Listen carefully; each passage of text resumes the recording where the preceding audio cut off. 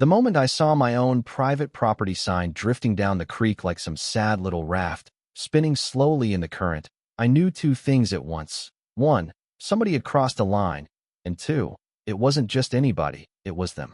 And I'm not gonna lie, the way my stomach dropped in that exact second, it wasn't surprise, it was that kind of tired frustration you get when the same people keep poking at you, like they're just waiting for the day you finally snap. My name's Caleb Turner, and about 8 months before all this, I bought a narrow slice of land on the edge of a neighborhood called Silver Ridge, just outside Asheville. It wasn't anything flashy, just a modest place tucked behind a bend in the trees, but what sold me on it, what really sealed the deal, was the creek. It ran clean and steady along the back of the property, cutting through the woods like it had been there forever, and legally, every inch of that stretch belonged to me. Not shared, not community use, not kind of mine. Written clear as day in the deed.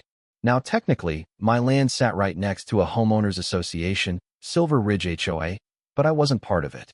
Never had been. The boundary line stopped just short of my parcel, which meant no dues, no rules, no committees telling me what color my mailbox should be. And for most people, that would have been the end of it, but not for someone like Linda Carver. Linda was the HOA president, mid-50s, always dressed like she had somewhere more important to be, even when she didn't. Clipboard in one hand, oversized sunglasses in the other, the kind of person who didn't just like authority, she needed it. I'd only been there a couple weeks before she came knocking, smiling too wide, talking about community standards, like she was welcoming me into some exclusive club I never signed up for. First it was my shed windows, said they reflected too much sunlight. Then it was my mailbox, claimed it didn't match approved design guidelines, even though I counted 3 identical ones on the same street. Every time, I told her the same thing, calm, polite. I'm not in the HOA. And every time, she'd give me that tight little smile like she heard me, but didn't believe me. So when I saw that sign floating in the creek, I didn't rush, I didn't panic. I just walked, slow, steady, down the slope behind my house, boots crunching over gravel, already knowing what I was about to find, and somehow still hoping I'd be wrong. I wasn't. There they were, right where the creek widened a bit near the old sycamore, 3 folding chairs set up like it was a weekend picnic, fishing lines cast out into the water, a cooler sitting open beside them. Linda was there, of course, along with 2 other board members, a woman named Carol and another one I only knew as Diane. They had a little Bluetooth speaker playing soft jazz, like they were relaxing at some lakeside resort on my land. I stood there for a second, just taking it in, the kind of silence that builds before something breaks. Then I cleared my throat, louder than necessary. Linda turned first, slow, like she'd been expecting me. "Oh, hey there, Caleb," she said, all casual, like we were neighbors sharing a backyard. We figured since it's just a small creek, it wouldn't hurt to let the community enjoy it a little. I actually laughed, just once, short and sharp. "Let me stop you right there," I said, stepping closer, holding up the wet sign I'd picked out of the water. "This isn't community anything. That's private property. You're trespassing." Carol rolled her eyes like I'd just told a bad joke. "Oh, come on, it's water. You don't own water." I reached into my back pocket, pulled out the folded copy of my deed I kept in a zip bag, something I'd started carrying after the 3rd time Linda tried to educate me. I flipped it open, pointed right at the section. "Creek rights," I said. "From the footbridge down to that oak. That's mine." Linda barely glanced at it before waving her hand like it didn't matter. "We voted last month to open it for HOA use," she said. Community access was approved. I stared at her, really stared this time, trying to decide if she didn't understand or just didn't care. "You can't vote to give away something you don't own," I said, slower now. "That's not how this works." She tilted her head, that smile slipping just enough to show something colder underneath. "Don't be difficult, Caleb. We're not hurting anything." Then she added, almost as an afterthought, "Besides, we've been coming down here for weeks." And that right there, that was the moment everything shifted. Weeks.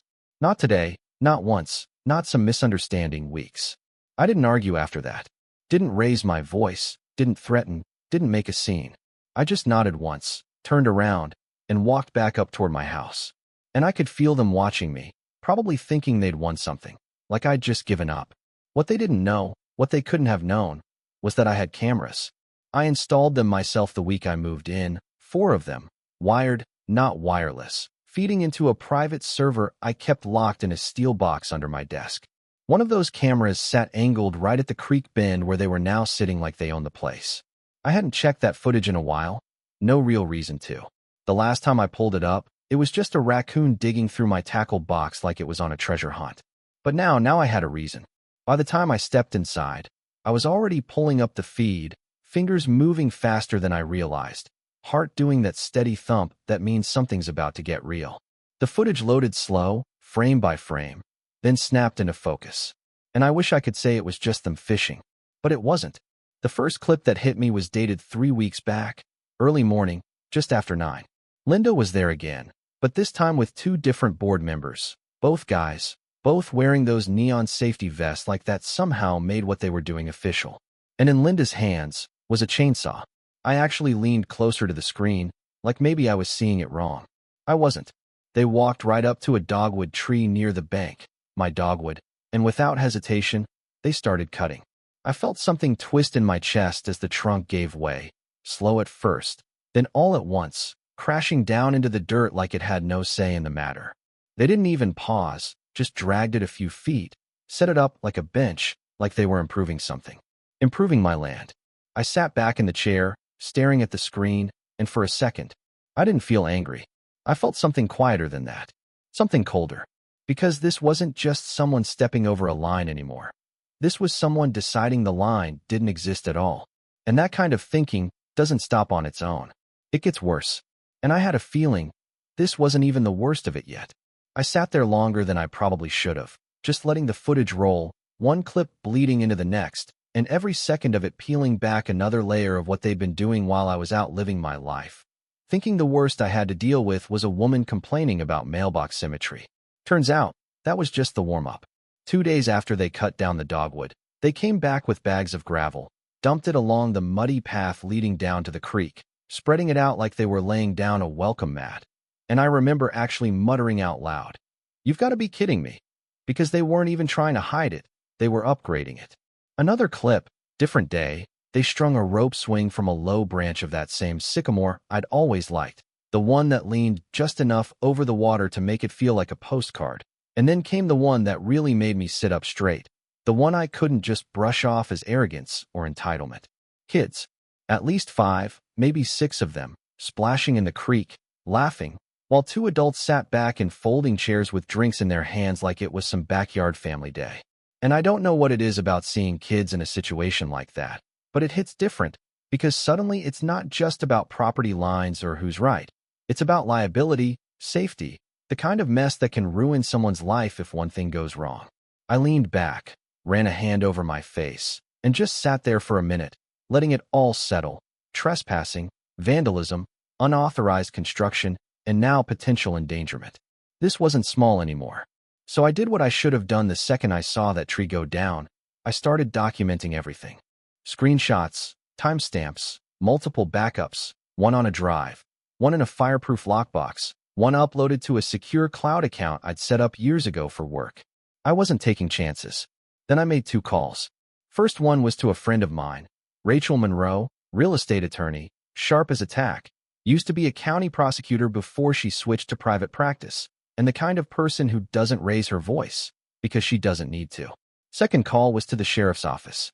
By mid-afternoon, Deputy Collins was standing in my kitchen, big guy, calm, the kind of presence that makes a room feel smaller in a good way, arms folded as he watched the footage on my tablet.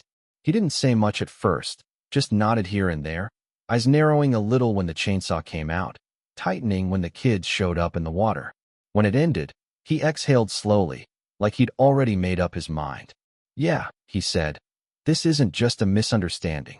"That's what I was thinking," I replied. He glanced at me. "You want to press charges?" There was a half-second there, just enough time for me to consider what that meant, what it would start, how messy it could get. Then I said, "Yeah, I do." He nodded once. "All right, we'll file this under criminal trespass, property damage, and unauthorized land alteration. And with the kids involved," he shook his head slightly, "that adds another layer." After he left, Rachel called back. I filled her in, sent over the footage, and about an hour later she called me again, and I could hear it in her voice before she even said anything. That quiet kind of excitement lawyers get when something lines up just right. Caleb, she said, I pulled your deed and the county maps. Okay, it's airtight, she continued. Your boundary extends past the northern bank of that creek.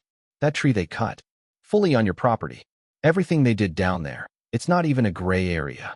I let out a breath I didn't realize I was holding. So we're good. Oh, you're better than good, she said, and then paused just long enough to make sure I was paying attention. Also, I pulled the HOA documents. And your parcel? She said. It's not listed under their jurisdiction. I blinked. Wait, what? You're adjacent, she said, but not part of the HOA. Legally, they have zero authority over you, which means every notice they've sent, every attempt to fine you, that's not enforcement. What is it then? She didn't hesitate.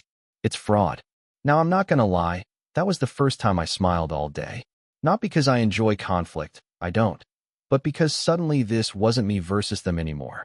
This was them stepping into something they didn't understand. The next morning, I drove down to the courthouse, filed a formal complaint, signed everything Rachel had drafted, and by the time I got back home, the wheels were already turning. Word travels fast in neighborhoods like that, especially when it involves the HOA, and by that afternoon, people started showing up. Not in a crowd, not all at once, just one or two at a time, like they were testing the water. First was a guy named Hank, retired mechanic, lived 3 houses down, always had a dog with him that barked at everything except thunderstorms. He leaned on my fence, lowered his voice like we were sharing secrets. You really filed on them? He asked. Sure did. He let out a low whistle. About time someone did. Then came a younger couple, Emily and Josh, brought over a pie, said they'd gotten fined twice for things that didn't even exist in the city code.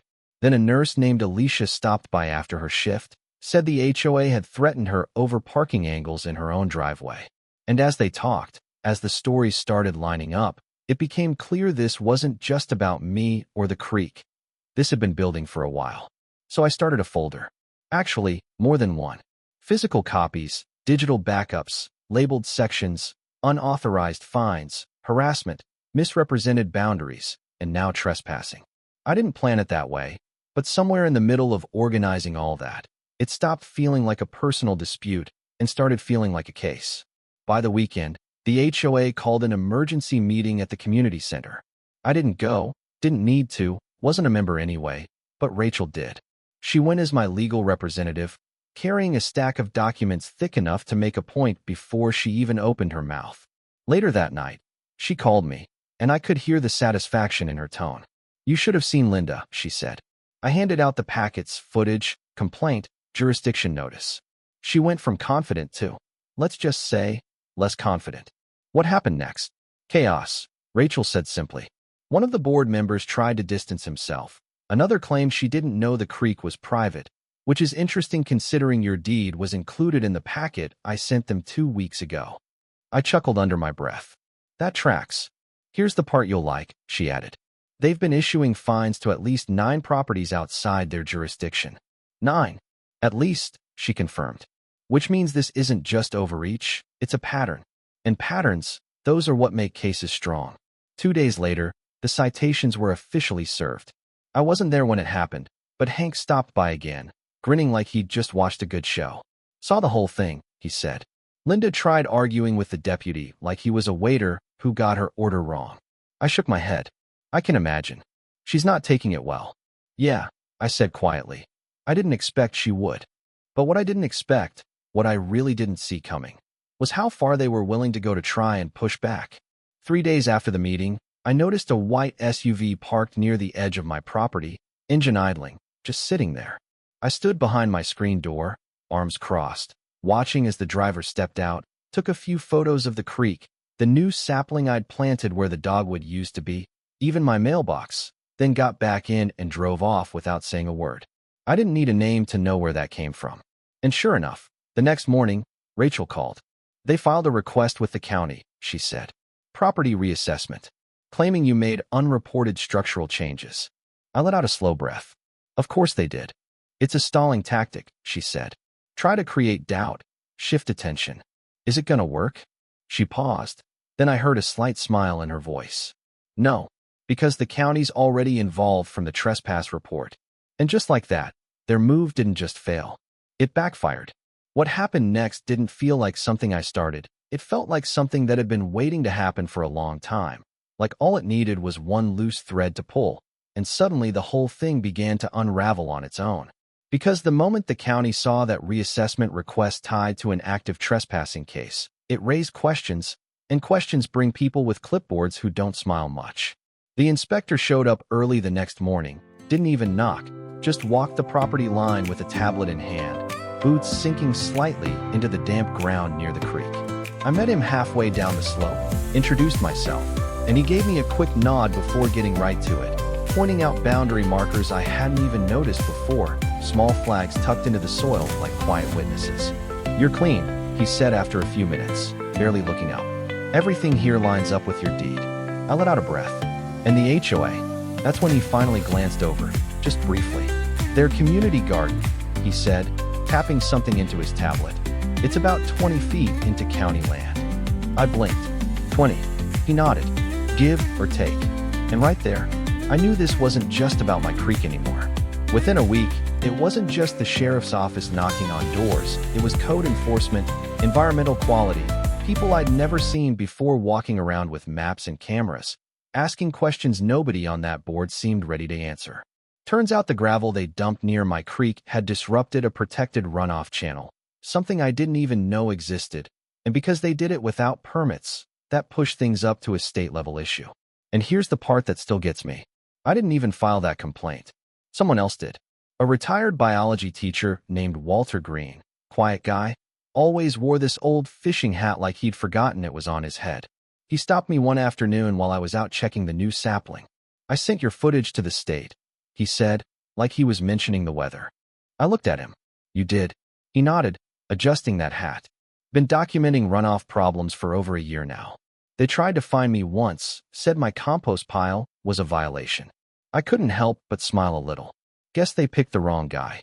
"Guess they did," he said. From there, things moved fast, faster than anything I could have predicted. The HOA's lawyer dropped them, just walked away once he realized what they'd been hiding, citing conflicts of interest, which is a polite way of saying he didn't want to go down with the ship. The board started turning on each other, members resigning, blaming one another, trying to distance themselves from decisions they'd all signed off on at some point. But the real breaking point, that came at a public meeting. It wasn't even official, just a group of residents who got tired of waiting, set up folding chairs outside the community center, passed around flyers, invited anyone with a story to share it. I wasn't planning to speak, honestly. I figured I'd done enough. Then Linda showed up.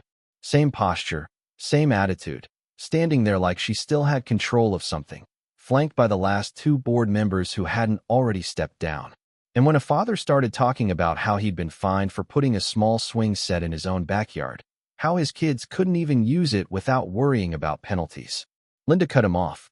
"We're enforcing standards," she said, loud enough for everyone to hear. "Let's not confuse that with harassment."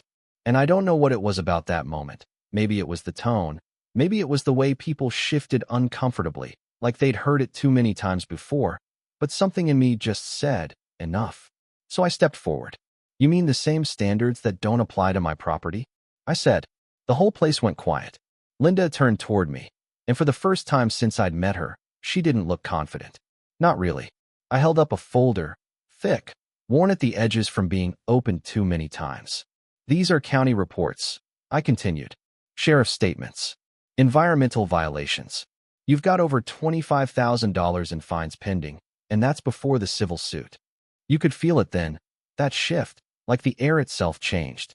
"And just so everyone here understands," I added, scanning the crowd, "they've been issuing fines to properties they don't even have jurisdiction over. That's not enforcement, that's fraud." There were murmurs now, people turning to each other, connecting dots that had been scattered for months, maybe years. Linda tried to interrupt, but I didn't stop. "And if you've received a notice that didn't match your deed, bring it to me.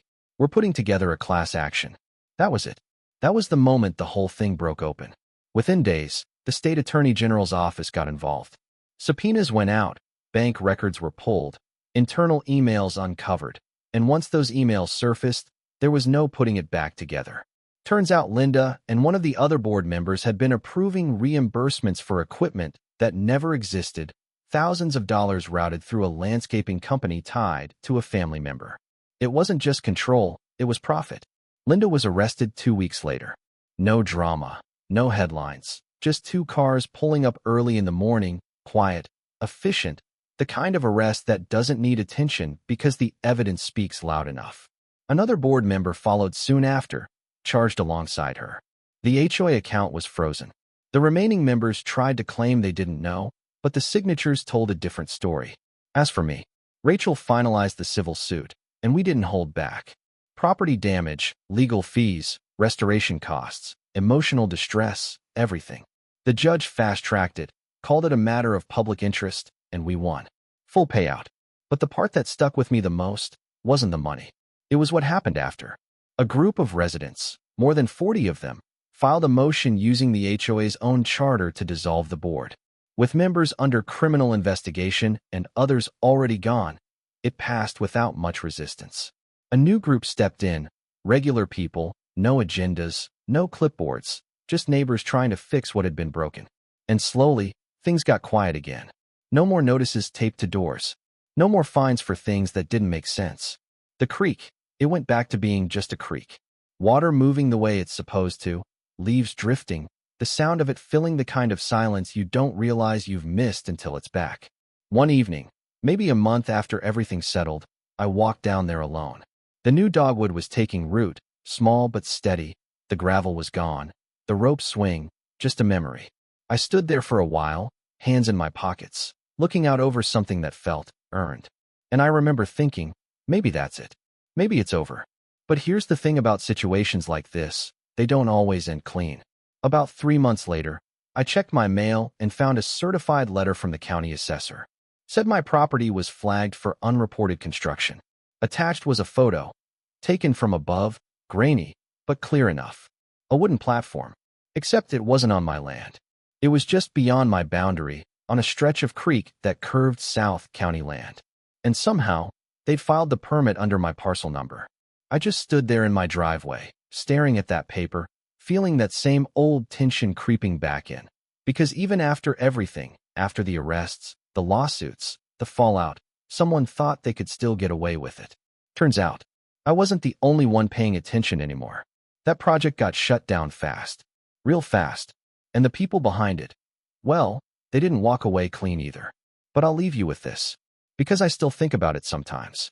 Where's the line between community and control? And how many people let it get crossed, just because nobody wanted to be the first one to say something? If you were in my place, would you have let it go earlier, or pushed back the way I did? Drop your thoughts in the comments. I read more of them than you'd think. And yeah, if you've ever dealt with something like this in your own neighborhood, I'd honestly like to hear how it played out for you.